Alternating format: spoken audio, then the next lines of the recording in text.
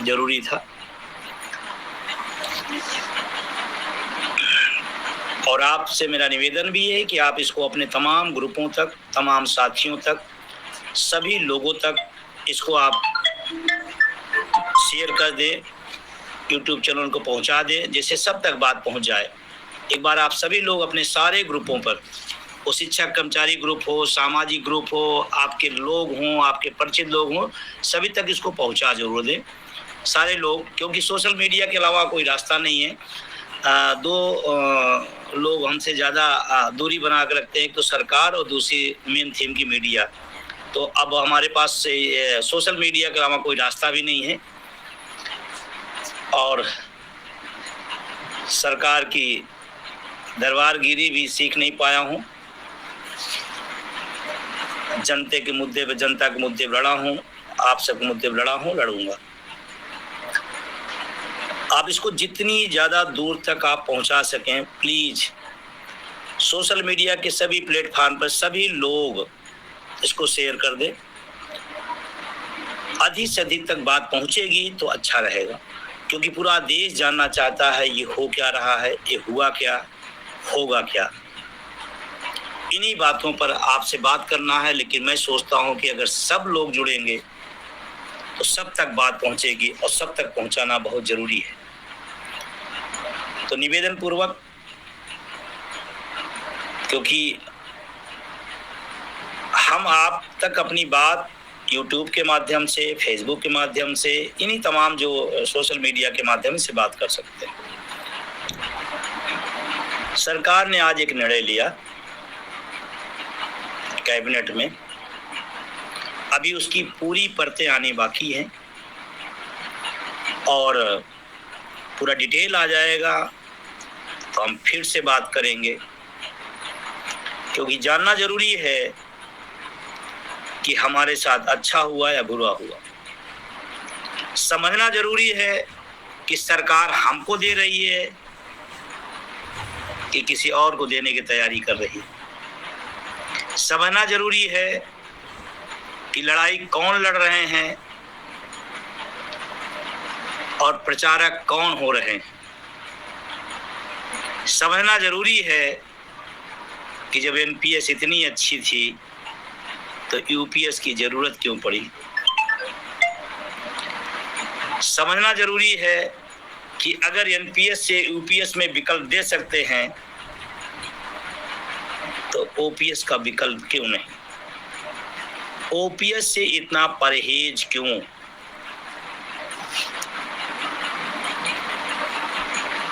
अगर वही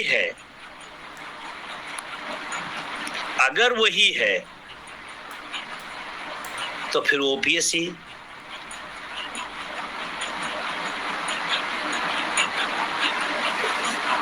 एक बड़ा सवाल है, ओपीएस से परहेज क्यों। यदि वही है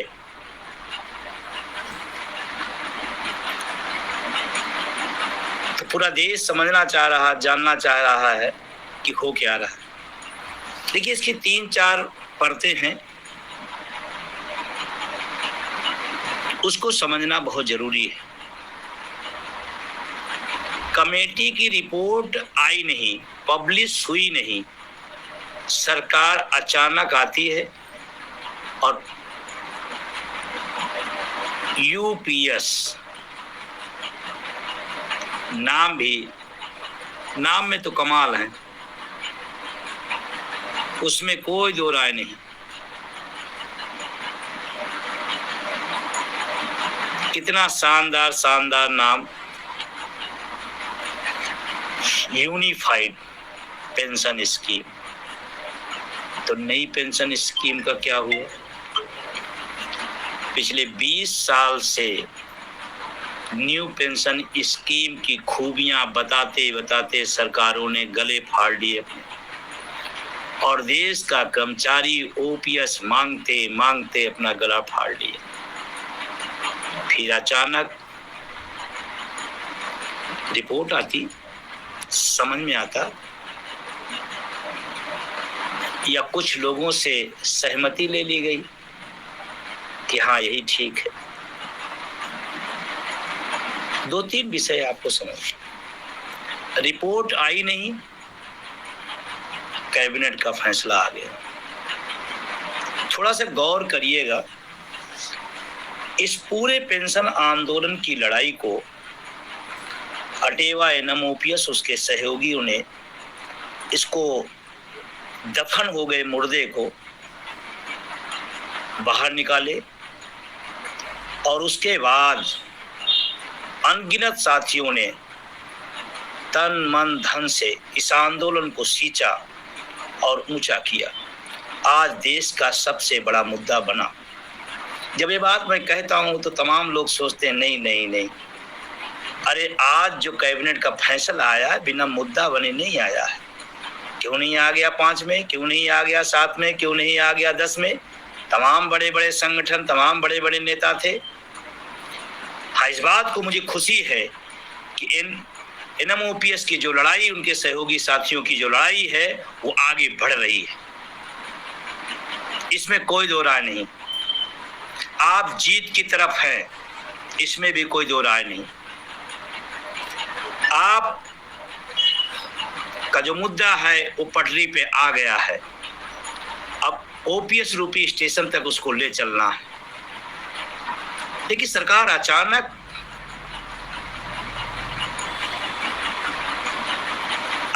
के पीछे कारण है लोकसभा का चुनाव, वोट फॉर ओपीएस की ताकत, इंटरनल रिपोर्ट की बहुमत न मिलने के पीछे एक बड़ा कारण पुरानी पेंशन की बहाली न होना या उसका आंदोलन।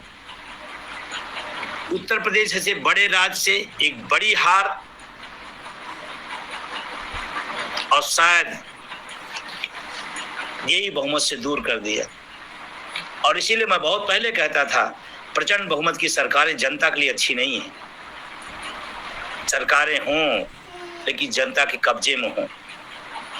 और ये जो संदेश आज का है उसी का है कि जब आप बहुमत पे प्रचंड होते हैं तो आपकी प्रचंड तानाशाही होती है, और जब तो सरकार जनता की इच्छाओं को सोचती है और समझती है। तो लोकसभा चुनाव के परिणाम के बाद दृश्य बदला है, प्रदेश बदला है। मैंने कहा अटेवा एनएम ओपीएस मजबूत सरकार से लड़ लिया है, तो मजबूर सरकार आज की है, इससे लड़ना कोई बहुत बड़ी बात नहीं। और साथियों, दिग्भ्रमित मत होइएगा, तमाम तरह के लोग आएंगे, तमाम तरह की बातें करेंगे, कोई विभाग में बांटेगा, कोई गुट में बांटेगा, कोई कुछ बांटेगा। ध्यान रखना, आपको एक साथ होना है, एक साथ रहना। अटेवा एनएम ओपीएस जिंदाबाद, एकमात्र बैनर। और जो लोग हैं दिल से हैं, और उन लोगों ने, सब लोगों ने मिल करके, जिन लोगों ने मदद की मैं उनका भी धन्यवाद देता हूं। ये वो लोकसभा चुनाव के परिणाम की वजह से सुनवाई शुरू हुई है। चाहे अभी तमाम राज्यों में 2005 के 4 के पहले का जो मैटर था उसका सलूशन निकला है। फिर लोकसभा चुनाव के बाद जिन राज्यों में चुनाव होना था, महाराष्ट्र जहां घोषित नहीं किया गया, डर बस। हरियाणा जहां घोषित किया गया वहां सत्तारूढ़ दल का प्रदेश अध्यक्ष कह रहा है चुनाव आगे बढ़ा दिया जाए। कि पेंशन आंदोलन का खौफ है, और महाराष्ट्र हरियाणा ओपीएस जीतेगी। मैं वितेश खांडेकर जी का और वीरेंद्र धारीवाल जी को मैं बधाई देता हूं। उन्होंने शिद्दत के साथ, ताकत के साथ, हिम्मत के साथ इस लड़ाई को आगे बढ़ाया है। मैं वहां की पूरी टीम को बधाई देता हूं। और दोनों राज्यों के चुनाव परिणाम केंद्र सरकार में बहुत अहम होंगे, और शायद इस चुनाव को कहीं न कहीं दृष्टिगत रखते हुए जल्दबाजी में एक फैसला आता है। UPS, NPS, CPS, UPS. क्यों भाई, क्यों परेशान है, क्यों हैरान है? अगर सब कुछ यही करना है तो पुरानी पेंशन से परहेज क्यों? और मैं 2-3 सवाल जिसके लिए मैं स्पेशली आज आया हूँ आपके सामने रखना चाहता हूँ। अभी बहुत सारा हमने पहले भी कह दिया कि अभी बहुत सारा डिटेल आना बाकी है, जिसके अध्ययन के बाद फिर आपके साथ बात करूंगा। लेकिन अभी जो निकल के आया है मीडिया के माध्यम से, अन्य स्रोतों के माध्यम से, उस पर मैं बात करना चाहता हूँ। कहा गया है कि बेसिक सैलरी का 50%, यही तो ओपीएस में भी है, फिर जरूरत क्या पड़ गई इसकी? पहला सवाल। दूसरा सवाल आया, कैबिनेट का ब्रीफ करते हुए मंत्री जी ने कहा एनपीएस वाले भी के लिए खुला विकल्प है यूपीएस में जाने का। स्वागत योग्य है, मैं स्वागत करता हूं। आप इतने सहृदय हुए, एक सहृदयता और दिखाइए जब एनपीएस वाला व्यक्ति के लिए यूपीएस का विकल्प खुला है।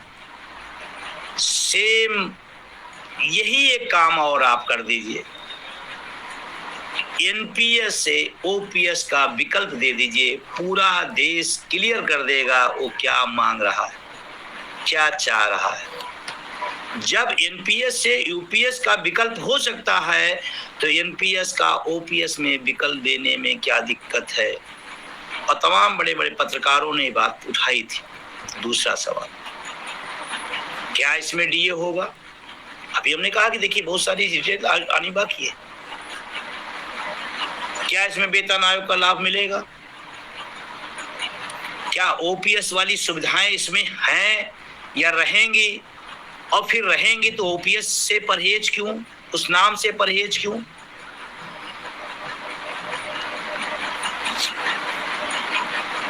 और तमाम सवाल लोगों के आ रहे हैं, तमाम बातें आ रही। फिर एनपीएस के तहत 20 सालों का जो हिसाब किताब है वो क्या होगा? उन पैसों का क्या होगा? क्या ये उसका विकल्प है या मर्जर है, क्या है? हाँ, एक बात इसमें मैं खुश हूं, मैं आह्लादित हूं, प्रसन्न हूं कि जब हम कहा करते थे इस देश में 110% पुरानी पेंशन बहाल होगी तो लोग हंसा करते थे और तमाम संगठनों के लोग तो संशोधन में ही लगे रहे। आज मुझे इस बात की खुशी है कि आपके आंदोलन की वजह से जो सुनने को तैयार नहीं थे वो कुछ करने का मन बनाए। ये है, ये आपकी जीत है। और मैं तमाम देशवासियों से, तमाम साथियों से कहना चाहता हूं, भ्रम में नहीं रहिएगा, शब्दों के मायाजाल में नहीं जाइएगा। अभी 20 साल एनपीएस की तारीफ हो रही थी, आज से यूपीएस की तारीफ होगी। हम कहते भाई जब इतनी ही तारीफ करना है तो ओपीएस की तारीफ करिए। 20 साल तो आप एनपीएस बताए, बहुत अच्छी है, बहुत अच्छी है, बहुत शानदार, बहुत शानदार, बहुत शानदार। अब आज से यूपीएस की तारीफ। आखिर दिक्कत क्या है? हम तो कहते हैं आप अपनी दिक्कत बताइए, ओपीएस में दिक्कत क्या है?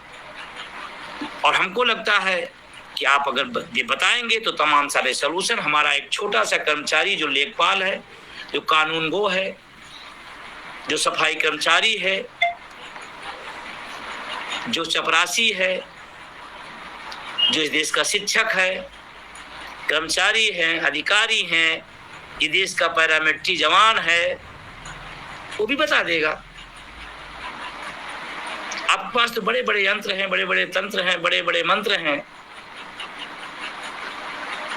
आप इस बात को नहीं समझ पा रहे हैं। एक लाइन आप जो भी कर रहे हैं उसमें एक ही लगे, एनपीएस, यूपीएस या ओपीएस। किसी समीक्षा कमेटी की बनाने की जरूरत नहीं पड़ेगी। कमेटियों में बहुत पैसा खर्चा होता है, बहुत पैसा खर्चा होता है। अगर सरकार खुले मन से, इंटरनेट का जमाना है, इतने कह दे, इतने पूछ ले पूरे देश से, एनपीएस, अब तो नाम आ गया ओपीएस, यूपीएस या ओपीएस, पूरा देश खड़ा हो जाएगा। और मैं साथियों से कहना चाहता हूं, अपने कमेंट में आप बताएं कि आपसे चाहिए क्या, आपको चाहिए क्या, और इसका असली संघर्ष किस बैनर तले चल रहा है, ये भी आपको बताइए।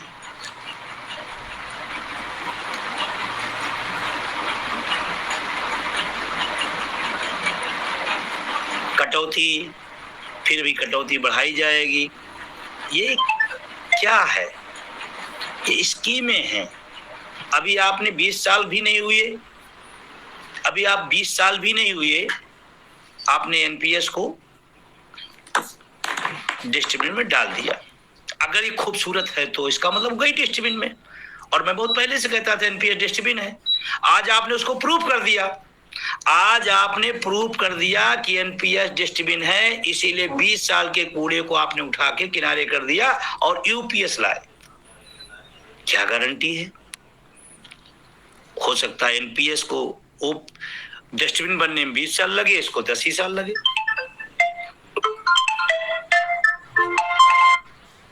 हो सकता है।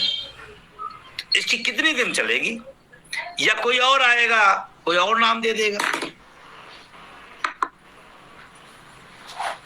ये तमाम जो पेंशन के नाम पर आंदोलन दिखाने के लिए कर रहे हैं, संशोधनों के लिए लगे रहते हैं, वो भी आपको नया नाम दे देंगे। फिर इसका भविष्य क्या है? जो शिक्षक कर्मचारी देश को 20 साल 25 साल देने के बाद इस बुदेड़पुर में 20 साल हमारे चले गए, अब आने वाले 10 साल 20 और चले जाएंगे, मिलेगा क्या उसको?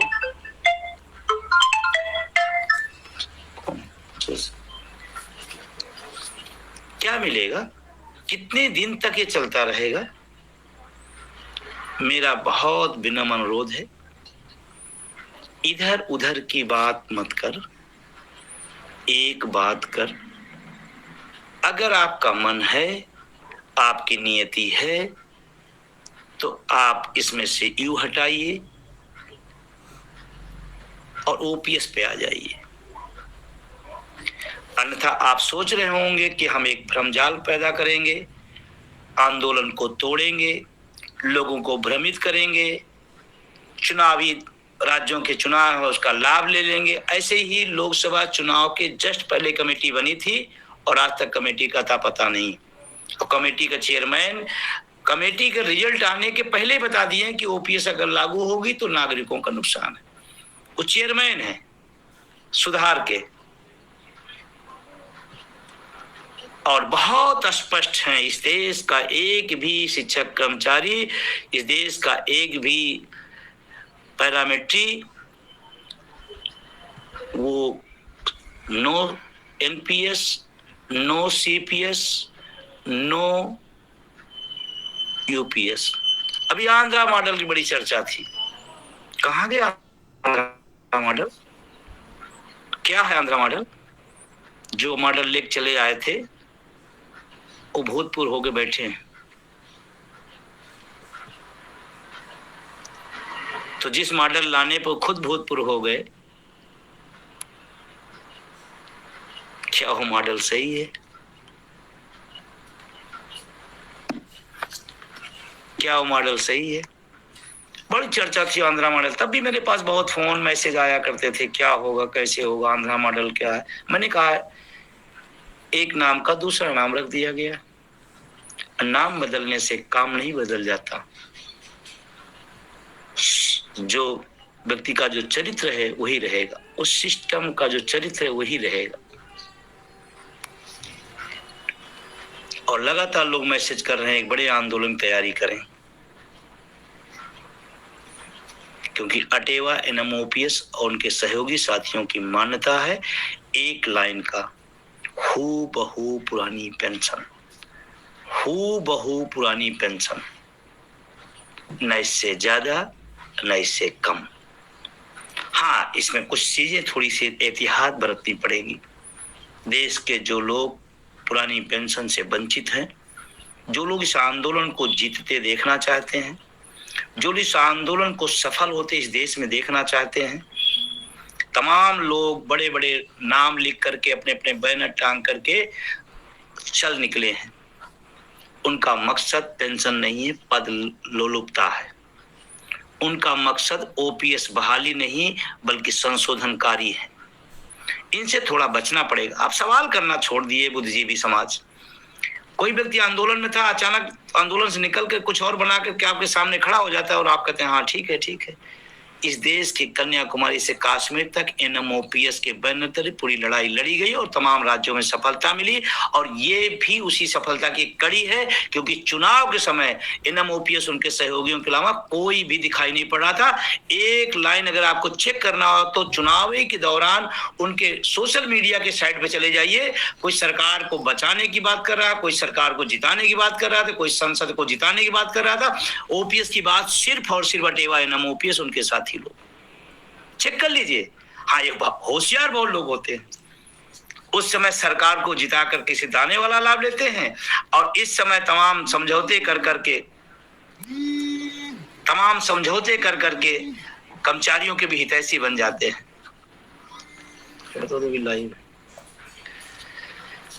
मतलब दोनों गेम, सरकार भी और कर्मचारी भी, और हमारा पढ़ा लिखा बुद्धिजीवी कर्मचारी भी गलत फहमी में आ जाता। अभी इसी में अभी तमाम कल तक हमारे पास भी तमाम तर्क वितर्क लोग आएंगे, सर यूपीएस तो ये ओपीएस से भी बहुत अच्छा हो गया। अरे भाई, हम तो कह रहे हैं हमको पुरानी वाली कम वाली दे दीजिए, उससे अच्छा क्यों कर रहे हैं? तो साथियों, आपसे मेरा निवेदन है कि इसको आप अध्ययन करें। आपकी जानकारी हो तो आप मुझे भी बताएं, मैं भी अपने स्तर से पूरी जानकारी लूंगा और कल तक बहुत सारी डिटेल आ जाएंगी। लेकिन अभी तक का जो लुआब है, अगर यूपीएस में 50% बेसिक का तो ओपीएस में क्यों नहीं? अगर आपको एमपीएस प्यारा है, यूपीएस प्यारा है, तो ओपीएस से नफरत क्यों? ये मेरा सवाल है। और अभी सवाल इसके साथ बहुत सारे हैं। अभी तमाम टीवी चैनलों के फोन आ रहे थे, तमाम पत्रकार साथियों के फोन आ रहे थे, अपनी प्रतिक्रिया हमारी मांग रहे थे। मैंने एक ही बात बोला है कि अगर वही है तो ओपीएस से परहेज क्यों? और आपसे मैं कह रहा हूं, आप ढीले मत होइएगा, आप बटिएगा नहीं। एनएमओपीएस, अटेवा और उसके सहयोगी संगठनों का एक बैनर है, उसी बैनर पे विश्वास करिएगा।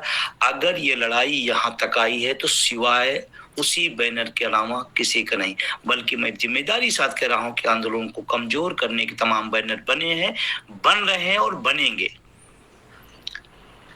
और अगर एक मुद्दे पर पूरी ताकत के साथ एक दिशा में लड़ा जाए तो हमको लगता है जैसे परिणाम आ रहा है, आने वाले समय में आप सबकी वो सपना जो ओपीएस का है वो पूरा होगा, 110% पूरा होगा।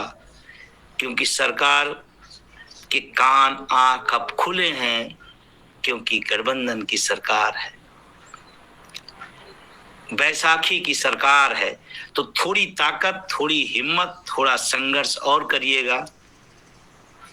और खास करके जिन राज्यों के चुनाव हैं, मैं फिर कह रहा हूं, बोर्ड की चोट अकेले नेता समझता है और कुछ नहीं समझता। नेता को बोर्ड की चोट पड़ेगी और हर चीज तैयार है। उत्तर प्रदेश की बात करो, 2005 के पहले का मामला 1.5 साल से चीफ सेक्रेटरी के यहाँ पड़ा था और तमाम संगठन जब हो गया तो उनका मैंने पत्र लिखा, पत्र लिखने से हो जाता तो 2005 और आज 24। कोई विभाग के लड़ने से हो जाता तो किसी विभाग को होता, किसी के ना होता। और अटेवा सबके लिए लड़ता है और ये पेंशन जो बहाली 2005 के पहले हुई है वो सबके लिए हुई है। जो लड़ता है उसको मिलता है, फिर न मिलता। एक विभाग ने लड़ा तो मिल जाता, दूसरा ऐसे कैसे संभव? सबके लिए लड़ा गया है और लड़ा जाएगा और मजबूती के साथ लड़ा जाएगा। और हम तो कहते हैं थोड़ी और हिम्मत दिखाओ, ज्यादा समय की जरूरत नहीं है, थोड़ा अपनी ताकत और बढ़ा दीजिए, बहुत जल्द ये सपना पूरा होगा। जो लोग ओपीएस में आ गए हैं, जो लोग ओपीएस पा गए हैं, राज्यों में पा गए हैं, तमाम विभागों के लोग पा गए हैं, मैं उनसे निवेदन करता हूं दोगुनी ताकत से आप लड़िए। आपके सामने यक्ष प्रश्न है कि 2004 में जब बंद हो रही तो उन लोगों ने नहीं बोला जिनको बोलना चाहिए, उन पर तमाम आरोप लगते हैं, प्रत्यारोप लगते हैं। मैं आप सबसे कहना चाहता हूं कि आपके ऊपर ये ब्लेम ना लगे। आप कहो कि हमने जितनी ताकत से लड़ी थी, अब पाने के बाद उससे दोगुनी ताकत से हम लड़ेंगे और सबके लिए ओपीएस मिले। ये आपको करना पड़ेगा और करना चाहिए आपको। अन्यथा 2004 के समय जो ब्लेम लगा वो आप पर भी लगेगा। तो घर नहीं बैठिए, सुस्ताइए नहीं। संगठन की जो गाइडलाइन है उस गाइडलाइन पे चलिए। संभवतः हम इसको कल और अध्ययन कर लेंगे, अपनी टीम से भी बात करेंगे, फिर आपके बीच में आएंगे। और टीम का अब बस इसी का इंतजार भी था मुझे, क्योंकि हलचल केंद्र सरकार में थी कि कुछ होने वाला है, कुछ करने वाले हैं, कुछ देने वाले हैं, हो रहा है, हो जाएगा, अभी फैसला आने वाला, तमाम सारी बातें हो रही थी। तो मैं वेट भी कर रहा था कि, क्योंकि मैं पूर्वाग्रसित नहीं व्यक्ति हूँ। हमने कहा सरकार का एक पक्ष आ जाए कि किस दिशा में जा रहे हैं, फिर उसी दिशा से हम अपने आंदोलन की रणनीति बनाएंगे। और एनएमओपीएस ने से भारत नहीं पूरी दुनिया के ट्रेड यूनियन का सबसे बड़ा प्रदर्शन 1 अक्टूबर दिल्ली में किया। इसको पूरी दुनिया मानती है, पूरा देश मानता है। और अब तो जब आह्वान होगा उससे भी डबल होगा। और आपसे मेरा निवेदन है, अगर आपको अटेवा एनएमओपीएस के सदस्यता लेने में, उसके संघर्ष में, उसके आंदोलन में आने से कोई मना करता है तो आपका दुश्मन है। क्यों? जिन लोगों को ओपीएस मिलेगी बुढ़ापे में उनके साथ ओपीएस रहेगी, ना कि गुट, ना कि परिषद, ना कि महासंघ, सिर्फ रहेगी ओपीएस। तो आप सबसे मेरी बात जिनसे हो रही है, और इस वीडियो को सिर्फ यहाँ तक नहीं, इसके बाद भी आप तमाम लोगों तक, हर ग्रुपों तक, हर विभागों तक, हर प्लेटफॉर्म पर, सिर्फ शिक्षक कर्मचारी नहीं, सामाजिक संगठनों तक पहुंचाओ। क्योंकि लड़ाई पीढ़ियों की, अगर ओपीएस बहाल होता है तो हमें आपको तो मिलेगी, लेकिन आने वाली पीढ़ियों के लिए एक रास्ता बन जाएगा। ये रोज 5 सालें चलेगी, 5 सालें चलेगी, 10 सालें चलेगी, ये हमारे भविष्य के साथ कुठाराघात है। आज एनपीएस आपने बदल दिया, कल यूपीएस बदल देंगे। तो इधर उधर की बदलने के बजाय एक बार बदलाव करिए ओपीएस पर। तो बहुत सारा, क्योंकि काफी टाइम हो गया, लगातार फोन आ रहे थे, मैसेज आ रहे थे, क्योंकि बता पाना संभव नहीं था, तो मैंने कहा कि सीधे बात हो जाए तो अच्छा रहेगा। और अभी बहुत कुछ इसमें अभी समझना, देखना बाकी है, बहुत कुछ आना बाकी है। क्या, क्यों, कैसे, क्या, ये सब देखना है। लेकिन मैं आपसे फिर निवेदन कर रहा हूं, इन सब के बाद भी आप जहां हैं इस आंदोलन को मजबूत करिए। एनएमओपीएस उसके सहयोगी संगठनों को ताकत दीजिए। उत्तर प्रदेश के अंदर सदस्यता अभियान चल रहा है, सहयोग अभियान चल रहा है। उत्तर प्रदेश देश का सबसे बड़ा राज्य है, पूरे देश की उम्मीदें आप पर रहती हैं। तो आपको ज्यादा ताकतवर होना होगा, इस आंदोलन को ज्यादा ताकत देना पड़ेगा, क्योंकि बड़े भाई की हमेशा जिम्मेदारी बड़ी होती है। उत्तर प्रदेश देश के तमाम राज्यों से बड़ा है। तो मेरा निवेदन है कि जो लोग अटेवा की सदस्यता सहयोग नहीं करे हैं वो अपने निरस्त लोगों से करें, और अधिक से अधिक लोगों तक आप इस अभियान को ले जाएं, क्योंकि अभियान जितना मजबूत होगा आंदोलन उतना मजबूत होगा। और अभी हम इस जीत की तरफ बढ़ रहे हैं। मैं फिर कह रहा हूं कि हमारा आपका संघर्ष पटरी से उतरा था, एनएमओपीएस आया, इसको अब पटरी पर ला दिया है। अब पटरी पर सरपट दौड़ाते हुए ओपीएस नामक रेलवे स्टेशन पे पहुंचा देना। रेलवे के साथियों से मेरी विशेष अपील है, विभागों में अगर आपको बांटा जाए तो आप बटिएगा नहीं। एनएमओपीएस आपका पूरे देश के शिक्षकों, कर्मचारियों, सेंट्रल, स्टेट, सबका संगठन है, सामूहिक संगठन है, उस पर रहिएगा। रेल अलग लड़ेगा, रेल अलग लड़ेगा, ये अलग लड़ेगा। यही तो हुआ था 2004 से लेकर के 5, 7, 10 सालों में। अलग अलग बांटा। और अलग अलग क्यों बांटा जाता है? अपने पद के लिए, अपने पदों की बराबरी के लिए, पद लालसा के लिए। तो थोड़ा आप होशियार रहिए, बचे रहिए। विभाग, पद, गुटों की सीमाओं से परे होकर के ओपीएस की लड़ाई में अटेवा एनएमओपीएस के साथ आइए और हम सब जीतेंगे। हरियाणा और महाराष्ट्र और कश्मीर के साथियों से मैं स्पेशली कहना चाहता हूं कि यहाँ चुनाव है, आप चुनाव की ताकत लगा दीजिए, आपके पास मौका है। अगर आपने ताकत लगा के वहां पर जिता दिया ओपीएस को तो ये यूओ में बदल जाएगा। ये मौका है आपके पास, हार यू को ओ में बदल देगा। तो बहुत सारा काफी टाइम भी हो गया है। आप सबको शुक्रिया, धन्यवाद। आप सबने सुना, समय दिया, कमेंट किया। और मेरा लास्ट निवेदन है कि इस वीडियो को अधिक से अधिक शेयर करिए, सब्सक्राइब करिए, यूट्यूब चैनल को सब तक पहुंचाइए जिससे बात ज्यादा पहुंच सके। और कल और सारा डिटेल लेकर के फिर बात होगी आपसे। शुभ रात्रि।